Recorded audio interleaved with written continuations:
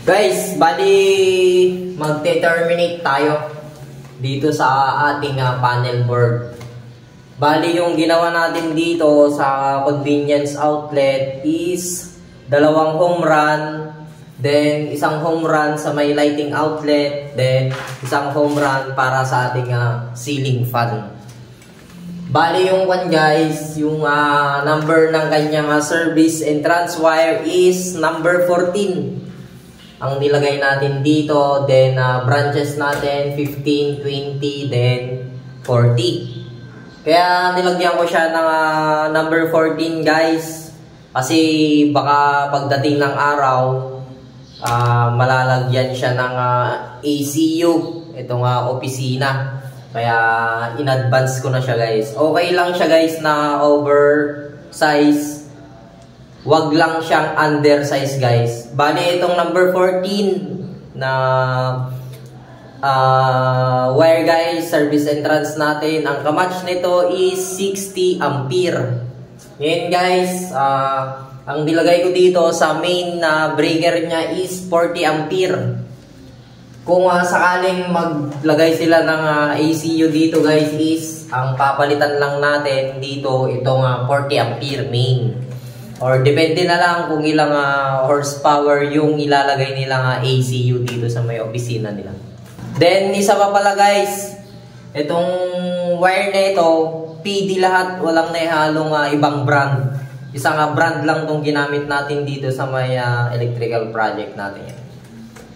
Keep watching guys, magte-terminate tayo ng ating home run. Bali may spare pala to guys, isa. Nilagyan ko siya ng 20 ampere yung kanyang spare. Then type ng kanyang panel board, plug-in, Cotin brand.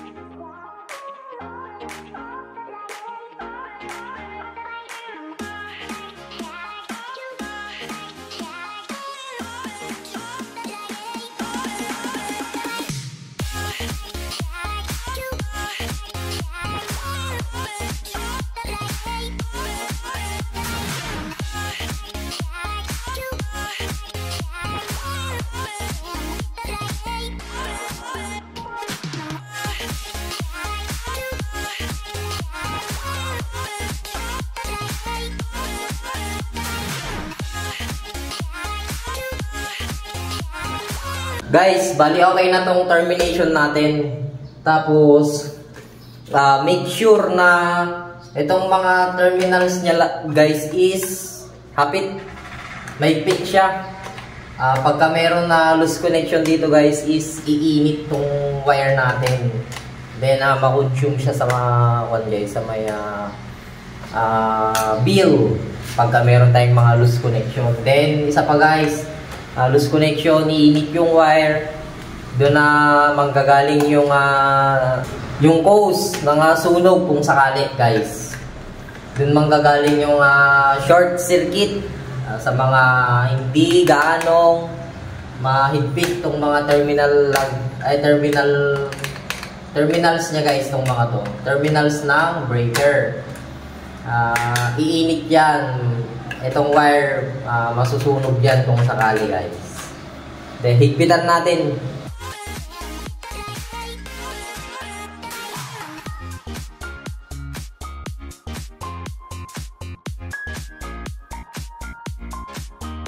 Okay na yung kanyang termination sa may ating panel board.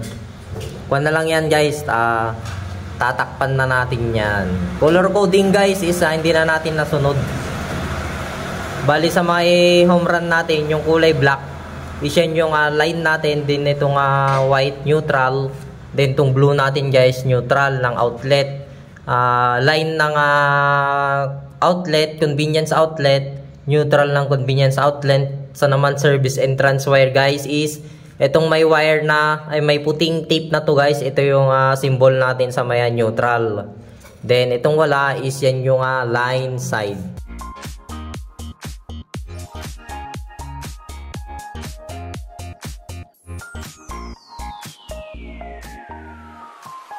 Dito sa part na ito guys is nailagay ko na yung internal cover ng ating panel board. Importante ito, tagging. Yes, mo na. Bali, ito yung kanyang tagging guys.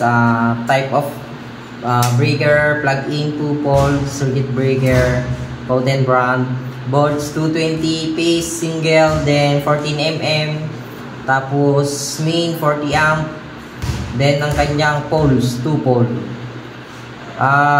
Yung branches guys, ito yung pinaka-one natin. Ito yung Iselco main, then lightings, tapos ceiling fan, convenience outlet nitong kitchen, then sa may room 1. Then ito guys, convenience outlet para dito sa may hallway. Then ito is spare.